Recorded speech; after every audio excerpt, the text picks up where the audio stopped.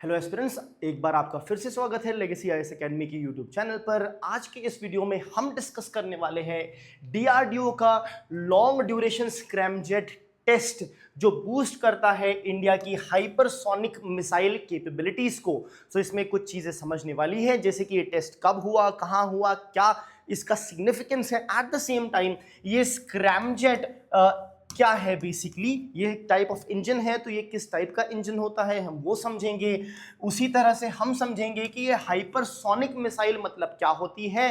ये एक्चुअली में वर्ड जो है ये रिलेटेड है स्पीड से, जिसमें हम देखेंगे subsonic, transonic, supersonic, hypersonic etcetera. इन सारी चीजों की डेफिनेशंस क्या है, ये सारी चीजें की जो कि बहुत इंपॉर्टेंट रोल प्ले करेगी आपके प्रीलिम्स और मेंस दोनों में। तो चलिए शुरू करते हैं और देखते हैं इस टेस्ट से इंडिया को और क्या कैपेबिलिटीज मिली है और इसका सिग्निफिकेंस क्या है। तो सबसे पहले न्यूज के बारे में, डीआरडीओ ऑफ कोर्स डीआरडीओ है जिसने सक्सेसफुली टेस्ट किया है क्या, लॉन्ग ड्यूरेशन ग्राउंड टेस्ट। किस चीज का? Actively coded scramjet combustor. अब लॉन्ग ड्यूरेशन मतलब ज्यादा देर तक के चलने वाला इंजन। ये स्क्रैमजेट जिसकी बात हो रही है ये एक टाइप का इंजन है जो एयर को यूज भी करता है, वो हम आगे समझेंगे।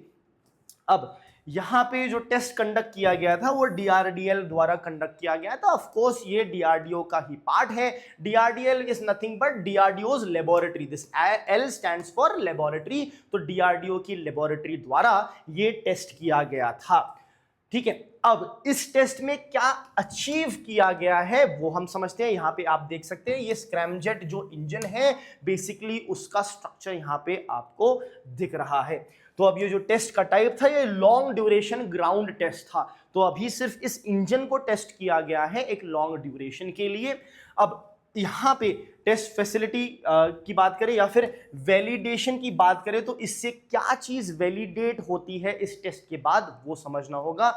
Advance scramjet combustor design. तो हमारा जो स्क्रैमजेट का जो डिजाइन है उसको वैलिडेट किया जा सकता है, मतलब जैसा भी डीआरडीओ ने डिजाइन किया है that design is good enough. Second, state of the art infrastructure. इसको इंप्लीमेंट करने के लिए जो state of the art infrastructure technology required है, क्या हमारे पास उसकी कैपेबिलिटी है या नहीं। अब क्योंकि ये टेस्ट सक्सेसफुली कंडक्ट हो चुका है इसका मतलब यस हमारे पास वो कैपेबिलिटी है। अब समझते हैं कि what is this scramjet. Scramjet जैसा मैंने कहा ये एक इंजन का टाइप है जिसे हम कहते हैं सुपरसोनिक कंबशन रैमजेट। सो सुपरसोनिक, एस और सी, सो एस से सुपरसोनिक, सी से आता है कंबशन और आर ये रैमजेट जैसा का वैसा यहां पे। तो ये है सुपरसोनिक कंबशन रैमजेट। अब ये जैसा कि मैंने कहा ये जो इंजन है ये ब्रीथ करता है एयर, मतलब वो उसके आसपास की जो एयर है उसको यूटिलाइज करता है, इसलिए ये है एयर ब्रीदिंग हाइपरसोनिक इंजन। सो याद रखिएगा ये हाइपरसोनिक इंजन है जिसके बारे में अभी हम समझेंगे कि हाइपरसोनिक होता क्या है। तो समझते हैं कि ये हाइपरसोनिक क्रूज मिसाइल किसे कहते हैं। तो पहली बात तो मिसाइल जिसे हम सब जानते हैं कि भाई मिसाइल क्या होती है, ये डिफेंस में अटैक में काम आती है। दूसरी बात है क्रूज मिसाइल। क्रूज मिसाइल मतलब ये क्रूज करती है खुद ब खुद, मतलब it's like fire and forget. आप इसको एक टारगेट पे लॉक करके फायर कर दीजिए। अब वो टारगेट मान लीजिए यहां पे कहीं टारगेट है, आपने इसे लॉक कर दिया। अब ये अगर टारगेट कहीं मूव होता है तो ये मिसाइल भी अपने आप को उसी तरफ क्रूज करेगी खुद ब खुद और जाके उस टारगेट को हिट करेगी। ये होता है कॉन्सेप्ट क्रूज मिसाइल का। अब ये हाइपरसोनिक क्या होता है, तो देखिए हाइपरसोनिक बेसिकली एक पर्टिकुलर टाइप की स्पीड है। जी हां, सोनिक यहां पे मतलब स्पीड ऑफ साउंड की यहां पे बात होती है और यहां पे जो स्पीड है उसको मैक के बेसिस पे मेजर किया जाता है। अब 1 मैक का मतलब होता है स्पीड ऑफ साउंड। तो जो भी साउंड की स्पीड होती है उसे हम 1 मैक कहते हैं। ठीक है, या आप कह सकते हैं अगर आपको मैक नंबर निकालना है किसी भी ऑब्जेक्ट का, किसी भी मिसाइल का, तो ऑब्जेक्ट की speed divided by speed of sound वो होगा आपका मैक नंबर। तो अगर ऑब्जेक्ट की स्पीड ऑफ साउंड के बराबर है तो आपका मैक नंबर हो जाएगा 1। तो जब भी कोई ऑब्जेक्ट या मिसाइल स्पीड ऑफ साउंड से चलती है तो हम कह सकते हैं उसकी स्पीड है 1 मैक। बट यहां पे बात हो रही है हाइपरसोनिक की। तो चलिए समझते हैं हाइपरसोनिक क्या होता है। देखिए, अब आपका अगर ऑब्जेक्ट जो है स्पीड ऑफ साउंड के स्पीड से चल रहा है तो 1 मैक हो गया।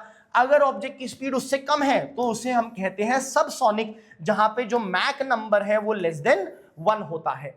जैसे ही मैक नंबर हो गया 1 तो ये हो जाएगा सोनिक, और जब मैक नंबर हो जाता है 1 से ज्यादा तो उसे हम कहते हैं सुपरसोनिक। सुपरसोनिक मतलब मैक 1 मैक से ज्यादा।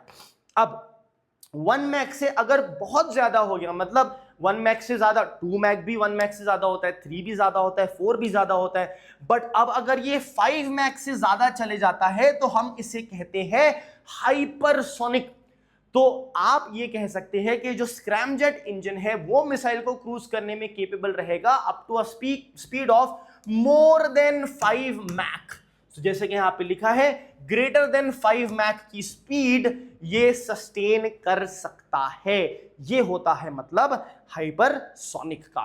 ठीक है, अब अगर हम बात करें फ्लाइट प्रोफाइल की, तो sustained hypersonic cruise with in atmosphere. Sustained मतलब ऐसा नहीं है कि ये स्पीड को थोड़ा सा बस टच कर लेगा और उसके बाद फिर से स्पीड स्लो हो जाएगी।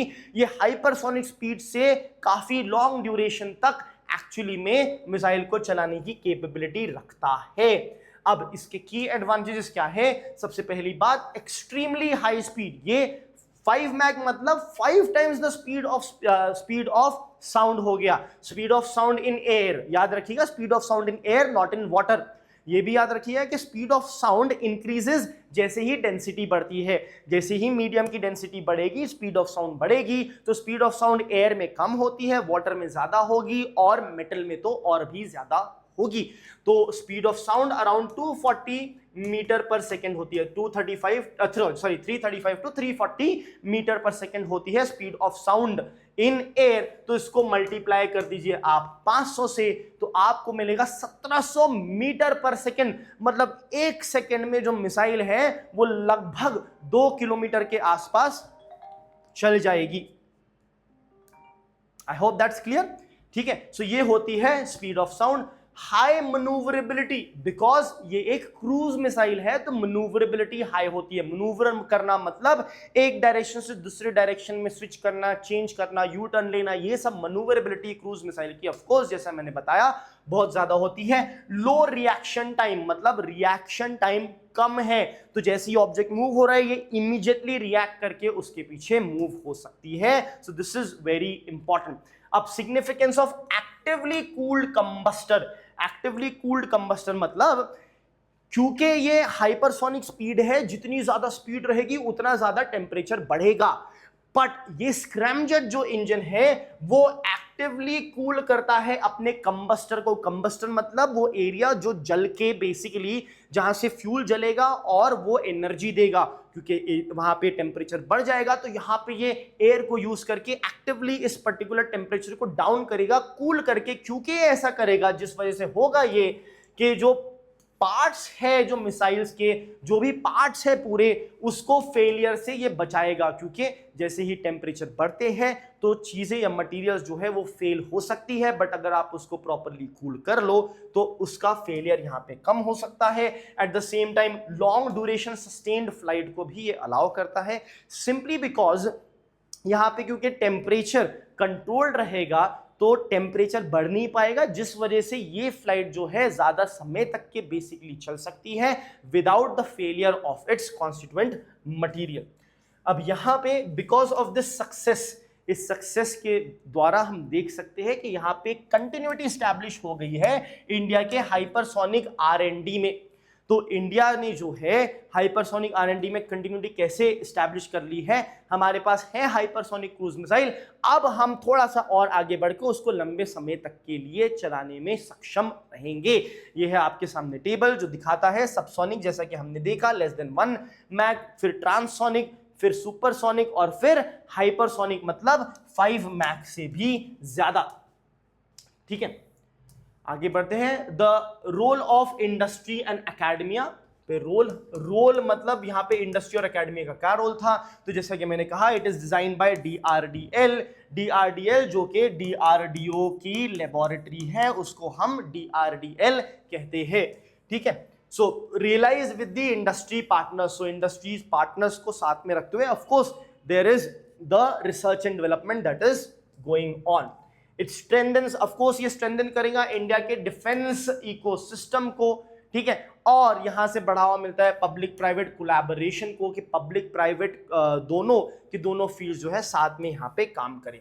अब स्ट्रेटेजिक एंड जियोपॉलिटिकल सिग्निफिकेंस की बात करते हैं, तो सबसे पहली बात तो ये है कि ऐसे ज्यादा कोई देश नहीं है जिनके पास हाइपरसोनिक कैपेसिटी है। यूएसए के पास है, रशिया के पास है, और अब इंडिया के भी पास है, तो बहुत ही handful of the few countries जिनके पास है। तो इंडिया उन सेलेक्ट कंट्रीज में से आता है जिनके पास ये कैपेबिलिटी है, और ये एनहांस करती है हमारी डिटरेंस क्रेडिबिलिटी को। डिटरेंस मतलब डिफेंस क्रेडिबिलिटी को, स्ट्रेटेजिक ऑटोनॉमी और इंडिजिनस डिफेंस मैन्युफैक्चरिंग, जहां पे हम मेक इन इंडिया की बात करते हैं specially in our defence sector. So it basically improve that, ये सारी कैपेसिटी हमारी यहाँ पे इंप्रूव होती है। याद रखिएगा जो स्पीड्स वगैरह की हमने बात की, this will be very important for your prelims examination. Mains के हिसाब से याद रखिए, ये हमारी क्रेडिबल डिटरेंस बढ़ाता है, स्ट्रेटेजिक ऑटोनॉमी बढ़ाता है, इंडिजिनस मैन्युफैक्चरिंग को इंप्रूव करता है, make in India. At the same time अभी भारत का जो स्लोगन है make in India for foreign countries also, तो ये भी अपने आप में एक सिग्निफिकेंट चैप्टर है। Thank you.